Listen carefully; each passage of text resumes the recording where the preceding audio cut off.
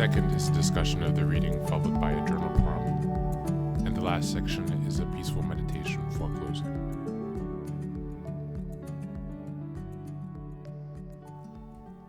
Today's reading is from Psychological Perspectives. This is a journal coming out of the Young Institute of Los Angeles.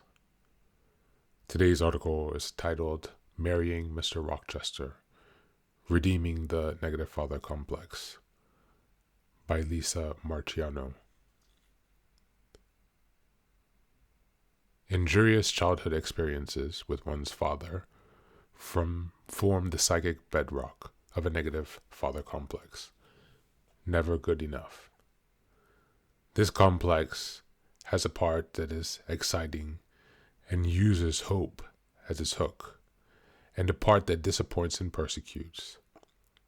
The negative father complex can be imagined as a ghostly lover, as depicted in the fairy tale, the singing springing lark, and in Charlotte Bronte's life and famous novel Jane Eyre.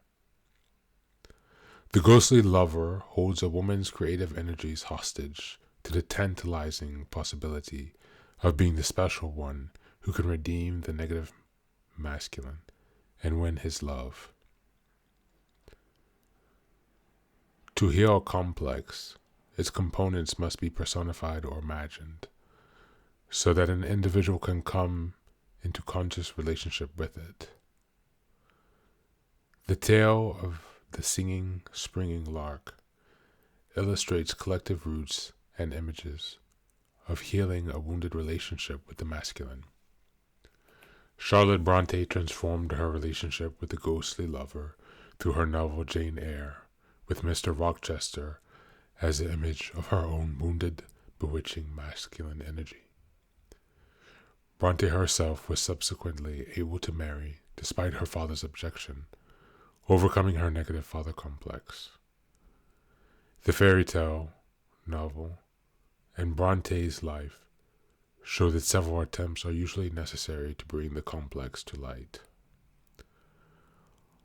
Although consciousness seeks redemption through its pursuit of the masculine, the complex also mysteriously seeks its own transformation. Ego alone cannot fulfill the mission of individuation. The self must aid the process. And that's the end of today's reading.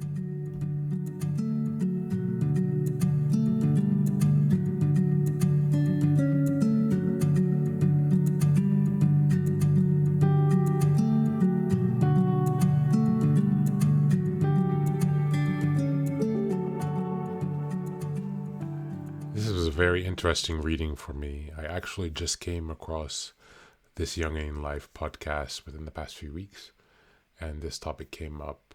Of course, I knew what a father wound was, or daddy issues, but this type of wording or phrasing in research and academic structure, or a negative father complex, for example, as they call it,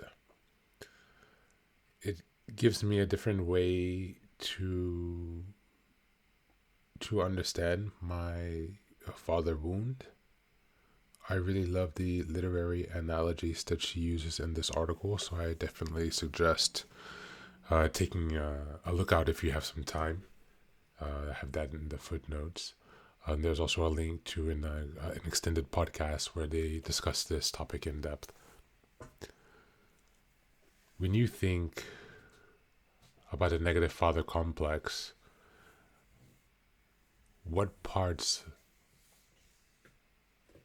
of a negative father complex are present in your day-to-day life, in your decision-making? How is that reflected in your life? Is it mediated by any positive, strong fathering?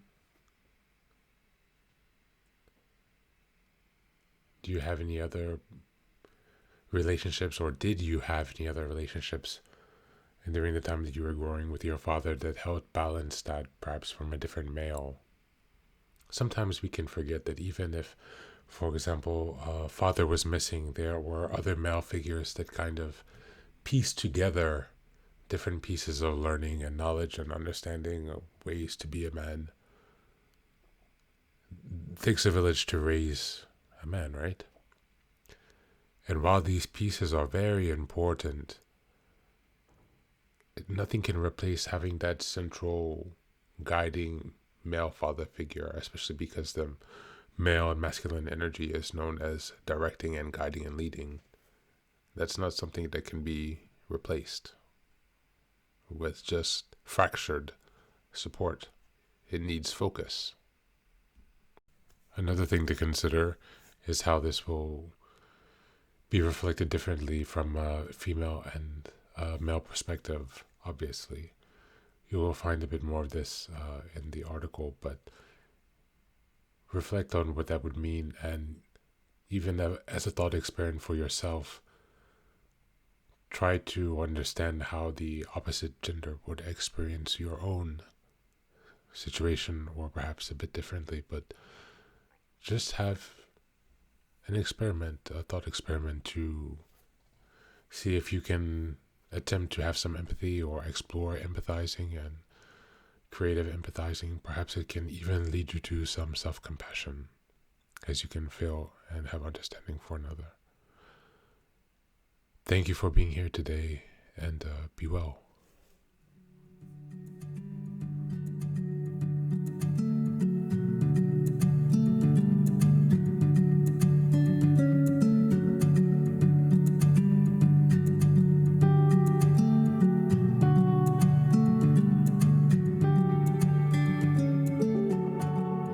And now, let us move on to the final section, the meditation. This is an unguided meditation. I will simply provide some music and you can take some time to relax. Please feel free to choose a location and a place where you feel safe and where you can be undisturbed for the next 10 minutes. You can choose to be sitting down, standing, as you like, wherever you are most comfortable. Thank you for being here and enjoy the meditation.